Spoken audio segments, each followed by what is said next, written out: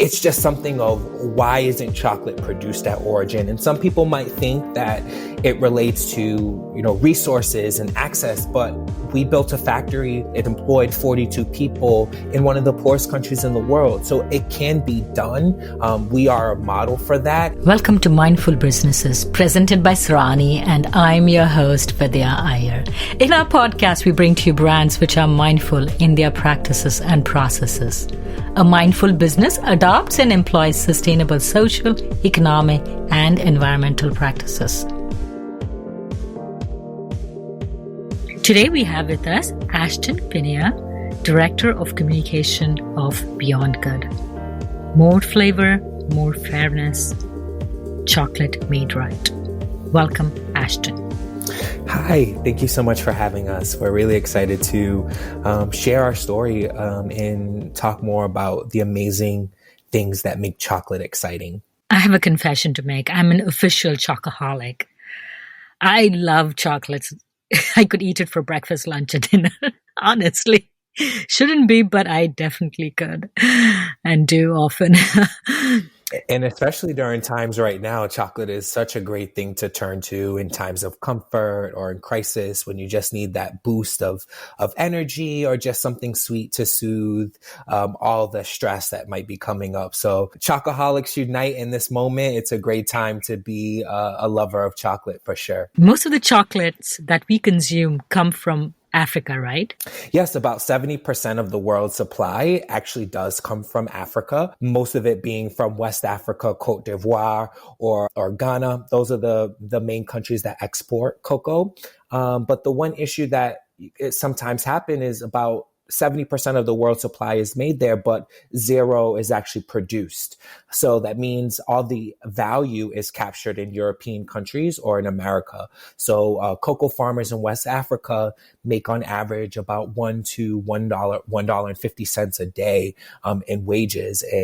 And so that's where some of the disruption that we started the company for, to really start that conversation around farmer economics and supply chain development and access to wages and decreasing poverty. What role did colonialism have to play in this whole scenario that you have presented to us? That the cocoa pod is grown in Africa, but the wealth is created and earned in Europe and in America. Cocoa, it's still held to the same colonialism mechanisms that were established. I'm a person of color, and most people who work in cocoa on the farmer level are of color. And so sometimes there are issues of people of color constantly being minimized and oppressed in different industries, cocoa being one of them. The industry as a whole, chocolate, is worth $105 billion, whereas cocoa as a raw material is only worth $5 billion to the industry. So it's just something to think about when we're purchasing different cocoa brands, of how they're supporting their farmers to make sure that they're earning the most responsible wages. And in the same time, that cocoa is the main ingredient. You can find in some chocolate products, cocoa isn't even the main ingredient. It's sugar or other type of ingredients that are flavored to make you taste like cocoa. So you said $5 billion is the value of the cocoa that is used to make $105 billion worth of finished product? Yes, that's correct. It's interesting. It's really, when I think about the dichotomy of those numbers, it's just something of why isn't chocolate produced at origin? And some people might think that it relates to, resources and access, but we built a factory. It employed 42 people in one of the poorest countries in the world. So it can be done. We are a model for that. And so we changed our name from Maricas last year to Beyond Good, to really articulate the practices that we're doing to solve some of the issues affecting global chocolate. And that is producing at origin. If you can keep the beans within the same country, the value is then captured in that country. And so we're exporting finished product from Madagascar to America. And that means our farmers can earn 6 times more than the average cocoa farmer, or our factory workers are able to participate and collaborate in the process of economic development because they are making finished product in the country where the beans are sourced from. So this leads me to two different questions. One, what are the different types of cocoa? I believe there are different colored cocos, and what role do they play in the ultimate final product? Yeah, so there's 3 different flavors of cocoa. There is Trinitario, which is kind of the most commodity. That's what most chocolate is grown. And as a reminder, cocoa does grow on a tree. So it comes from a tree that is best grown and humid around the equator. That's where it has its best growing atmosphere. And so there's Trinitario, which is commodity. And that's really just kind of most bland flavor. There's no real biodiverse elements to the growth process. It's just monocropped plain cocoa. And that's what most of West Africa is. Then there's Forastero, which has more elements of flavor. And there's a more dedicated process to how the cocoa is grown. And then finally, there's Criollo. And we've tested our trees with the USDA to find that our trees are some of the Earth's original variety of cocoa, which is Criollo. And that comes from cocoa originated in Mexico. And so trees were brought over during the different times of migration. And so we have found that our trees are the finest flavor of cocoa.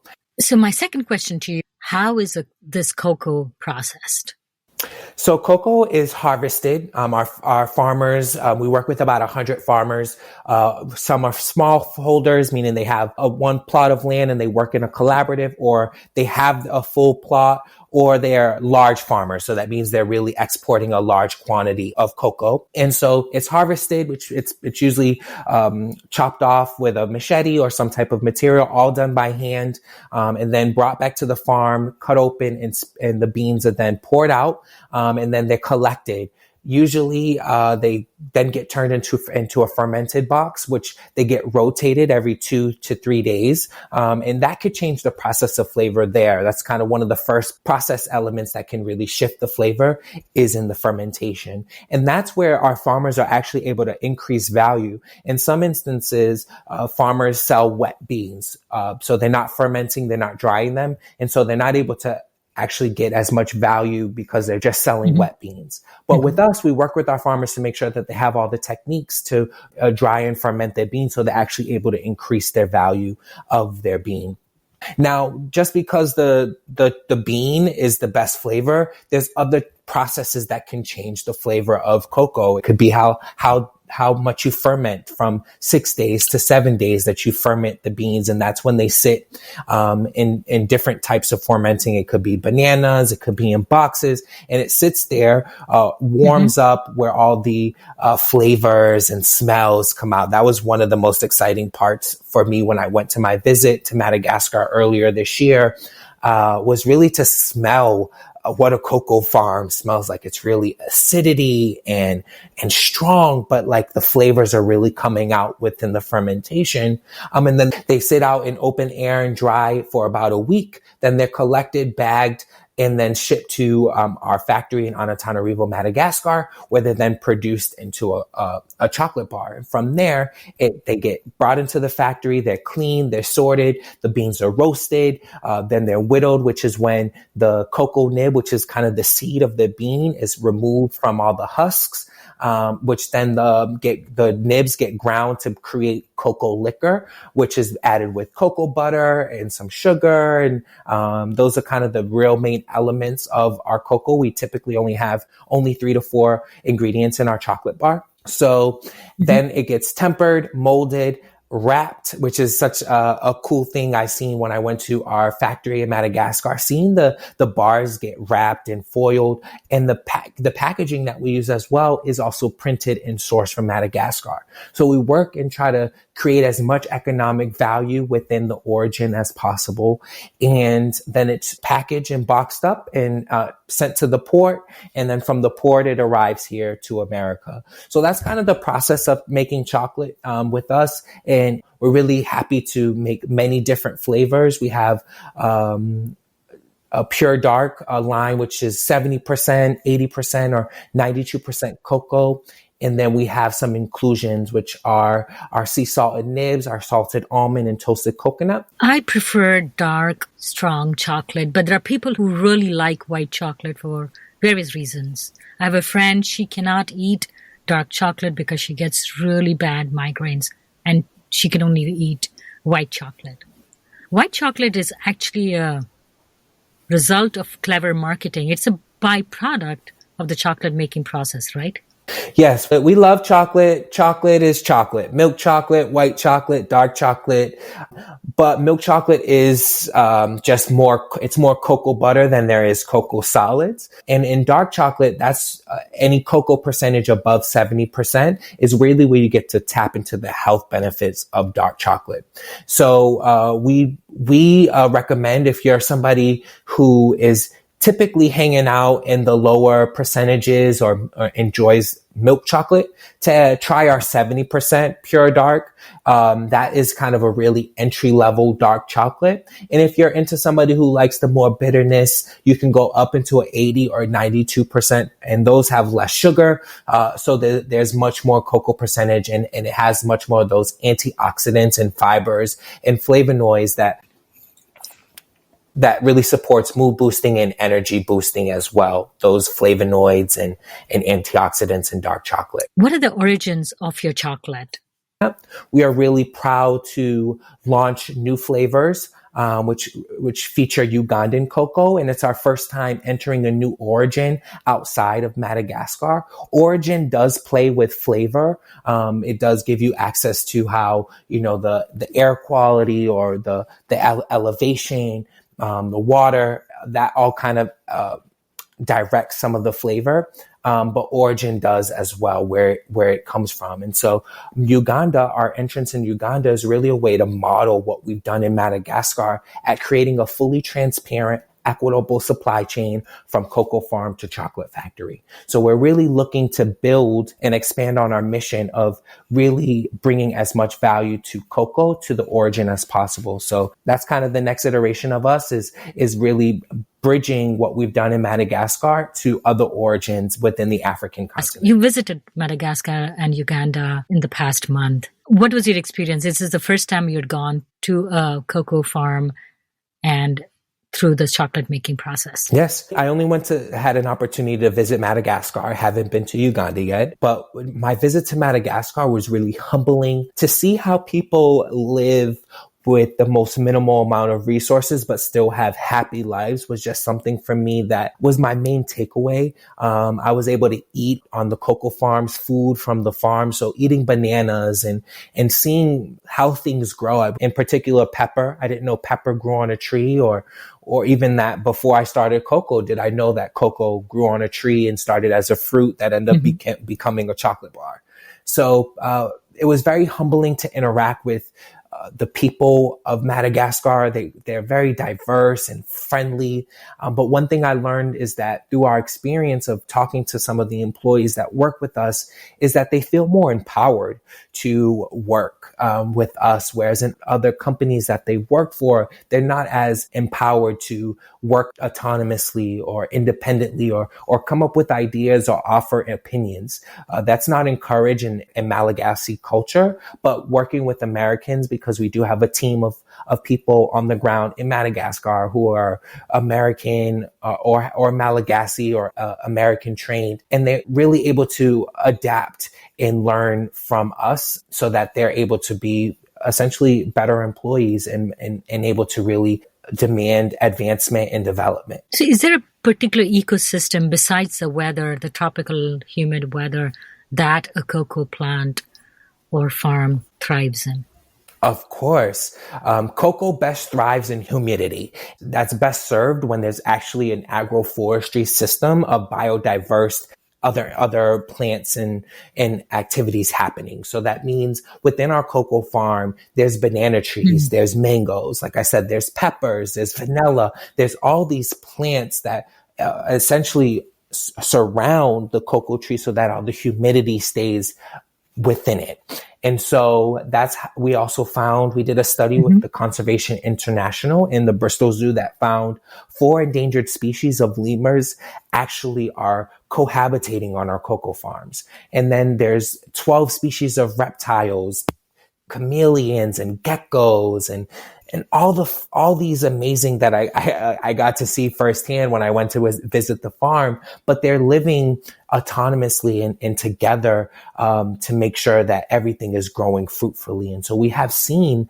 where in some areas of West Africa is really battling deforestation. We've seen on our farms that there's a lot of redevelopment, we're replanting and regrowth of different plants.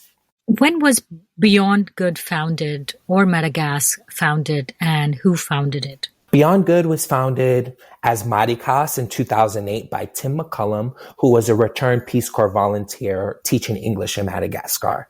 He really fell in love with the people, the culture, and saw an opportunity to bring economic impact to one of the poorest countries in the world through cocoa. In 2008, we started the company as Maricas, and then last year we changed the name to Beyond Good to really articulate our practices to solve issues affecting global chocolate. How does Beyond Good give back? I know you have owner-owned farms, owner-owned factories too? Our factory is in operation. We own half of the factory. We did partner with a Malagasy-owned company to, procure and build it, and we work with them to operate it and manage it.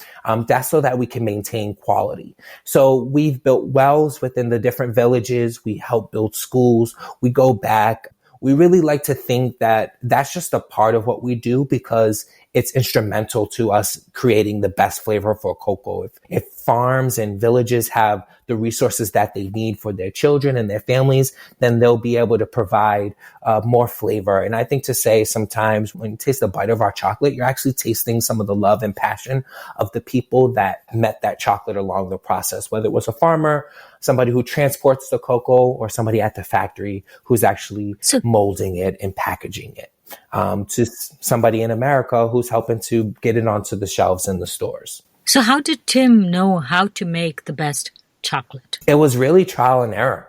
At first, we started with a co-manufacturer in Madagascar who produced Madagascar chocolate for Madagascar. And so that was part of the relationship for many years. But as we developed, as we grew, we wanted to have more say, more control over the quality and expectations of our chocolate. And to do that meant that we needed to have a more instrumental hand in the chocolate making process. Unfortunately, that manufacturer didn't want to participate in a collaborative way. So we developed a relationship with a partner in Italy. They're still our partner. We still work with them to produce some of our chocolate for us, as working in one of the poorest countries in the world. Electricity can go out at any time. Different resources are not readily available. So our partner in Italy still is a backbone to our supply chain, but we then use that to foster that relationship while we built and work with a partner in Madagascar to build a chocolate factory with us. And that now it's been a year that chocolate factory has been operating. And we're happy to announce that we've produced over 1 million bars in Madagascar and counting. And this year we're aiming to produce 2 million bars in Madagascar alone. So it was a trial and error process. It took some time. We're still figuring out the right equipment.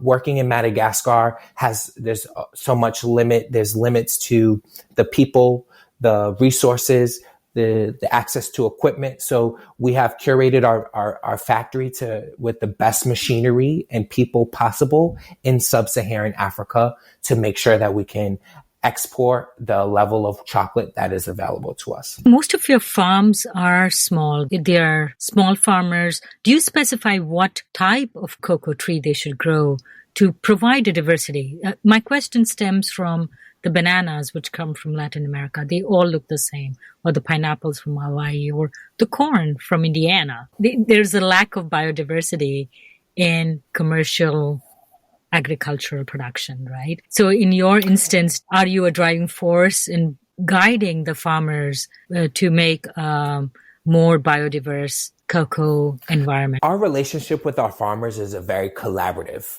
We really want to work with them to make sure that they're able to sustain and sustainably maintain their farms. And so with that there does come encouragement to grow other plants, and that comes with additional income. So our farmers are not only growing cocoa for income, they're growing bananas for income, but that also supports them in living. I know one of our farmers gives each of his workers a plot to grow rice. So that means that not only are they able to grow, they're able to provide for their family on this land. So that's one way of supporting his employees on the farm, is by giving them a rice plot so that they can grow rice. But yes, it's important and instrumental to cocoa that there are other plants that are around it to support the development of that tree, of the cocoa tree. But it also provides them additional income. So there's some rooted drivers of why our cocoa farms are encouraged to grow other plants and fruits and vegetables. So do they also grow the 3 different types of cocoa? The cocoa is almost Forastero and Criollo. So we really work with some of the best, but that's just really because that's what was planted there. And as we replant trees, we're continuing to replant some of the best quality of trees. And even within a Criollo tree, that doesn't mean that all the cocoa that comes out of the Criollo is going to be Criollo. It is the trees, as we can imagine, there's so much things happening within the DNA of the tree that it does create, from that one tree does create multiple different varieties of cocoa. And so that's kind of how we're able to really maintain level of quality, is through the finishing process, through the drying, through the fermenting, through the roasting. And in areas that we can control, that's where we can monitor and control flavors. Oh, so I get it. Even though you grow different types of cocos, there is some cross-pollination and the output kind of changes a bit. Is that what it is? Yes, exactly. So you mentioned that you carry vanilla. Is that from the same region, from the same farmers? Yes, so we source vanilla. Vanilla was kind of our legacy product. So before we even got into chocolate, we found Madagascar is known for its vanilla, some of the most purest, best vanilla. So that's kind of where we started. And as history there's been a lot of issues with the trade of vanilla. A few years ago, there was a large storm that wiped out a lot of the crop, which then caused a rise of prices, which caused some issues with corruption and other areas of discrepancy. But we work with a company that procures and sources our vanilla, just so that we're focused on chocolate. So we do work with a co-manufacturer to source all of our vanilla for us, but we are instrumental in making sure that supply chain is as transparent and equitable as our cocoa supply chain. We record this podcast on April 14th, and you are in New York City in the throes of the coronavirus pandemic. How has your supply chain been affected? Are you still able to get chocolate across and to the United States? And more people are cooking at home, and food supplies are getting stocked out. Yes, as you mentioned, more and more people, due to the coronavirus, are spending more time at home, which means that they're able to cook more and taste more. And so we've been finding people have been turning to chocolate in these moments, especially good chocolate, good quality chocolate. And so we've experienced some delays with getting our product on shelves after being sold out, because some of our distributors were only stocking essential items. And to some people, chocolate is essential, and to some, chocolate isn't. We like to think chocolate is always essential. So that's one thing that we were excited about. But as our supply chain does route back to Madagascar, which doesn't have the resources that America or other countries have, we've been reduced to a very minimal chocolate supply. Our factory in Madagascar is operating at a minimal supply. There's about 4 or 5 employees working when there's normally 42. And because we're vertically integrated supply chain, we're able to maintain and able to monitor and, protect that, where some industries have supply chains that have been obliterated due to the crisis. But we've actually been able to maintain that and still be able to make chocolate. So that's one thing we're really proud about. And that's because we've been able to have that control. If we worked at a factory that wasn't ours and we weren't able to operate it, there might have been some issues in us being able to still make chocolate in Africa. So I can still get my chocolate. Yes. And we're online as well. We've opened our online store. Our new Uganda products are exclusively available online. So there's really opportunities for people to still get the chocolate that they want and that they need without having to leave home, and so they can still feel safe. So this whole pandemic has changed our lives as business owners and as consumers, right? I saw Instagram live cooking show by Tim, I think. Was that? Yes, that was Robert. He's our specialty sales manager. He did a live pairing of chocolate and coffee. So it was a morning pairing. We've done some wine and chocolate pairings. We've done live cooking. So we're really looking at opportunities to engage with our customers as they're at home, as we're at home, and really create opportunities to connect and engage with our customers in a way that increases loyalty. There's so many chocolate brands in the industry, all with so many great stories and backgrounds, but we really wanted to use this opportunity to show our customers who Beyond Good and the people behind it as well. So you're the director of communications. Do you think the way we communicate will change? The way a brand will communicate with the customer and where the customer communicates with the brand? I think this pandemic will shift how people communicate indefinitely. I think more companies will take on more people working out of the office and working from home, giving people more empowerment to choose how they want to work, where they work, when they work. And then how brands communicate will be much more transparent and vulnerable, as instead of always just trying to sell something, really creating a positive interaction and authentic connection to their customers. And that's just something that takes trial and error. It takes you just going out, doing, capturing the results, and then shifting should you need to after gathering all the data from that interaction. So we're still in the midst of what this pandemic has shifted in our society, but I'm excited to see how technology and people come together in these moments of crisis for the better of people. Thank you, Ashton, for joining us and sharing with us how chocolate is made, and especially for me, since I just absolutely love chocolate. It's such a pleasure.